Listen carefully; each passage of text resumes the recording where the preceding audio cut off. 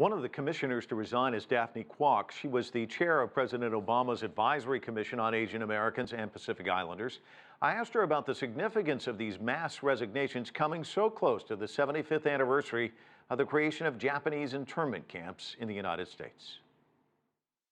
Absolutely, there was. I mean, there's been so much of President Trump's initial policies and executive orders that he's been passing, and we wanted to be able to really make this country understand and remember former executive orders that have been passed, like Executive Order 9066, 75 years ago, as of 2 days ago. And so, you know, what has been detrimental to not only the Japanese American community, but the Muslim community as well, too, is now the rhetoric, right, that internment was actually maybe a good thing for the United States. And so for those, especially the Japanese Americans that were on our commission, whose families lived through the internment, right, and who have vowed that they will continue to fight for ensuring that this never happens again to anybody in the United States. It's been very, very hard to see these executive orders passed by President Trump and then to be able to be part of his administration. Do you lose an important voice, though? I mean, you're taking a stand, but isn't it better to be on the inside fighting? I mean, some people would make that argument.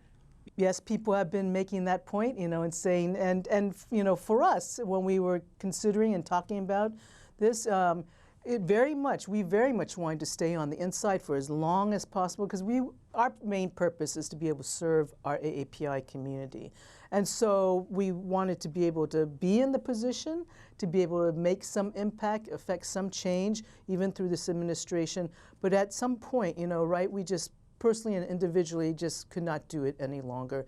And so we will continue, every one of us that have resigned, we will continue to work on behalf of the AAPI community, but from the outside and through other mechanisms and through other structures. And so we want to continue to advocate for the AAPI community.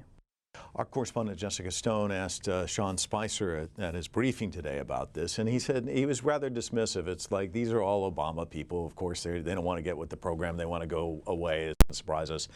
But he indicated that it is important to Trump and that it has served a useful purpose in the past. Are those welcoming words?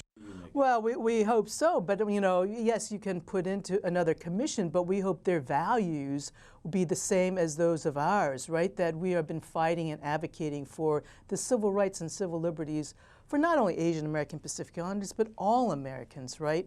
And we've already seen those attacks happening, and so is it really going to be able to be sustained under this administration?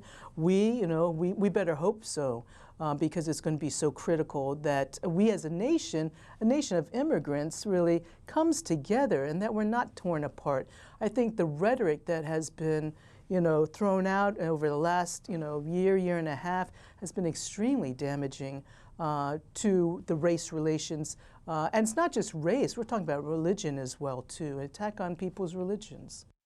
Daphne, how many members remain, and can they even function as a small little group like this? Well, there were 20 appointed and 4 remain, and those 4 very much are committed to, especially there's still staff, civil service staff that staff the White House Initiative on Asian Americans and Pacific Islanders, and those 4 commissioners will continue to support and work and do whatever they can to really move, hopefully, some pieces forward even under this administration.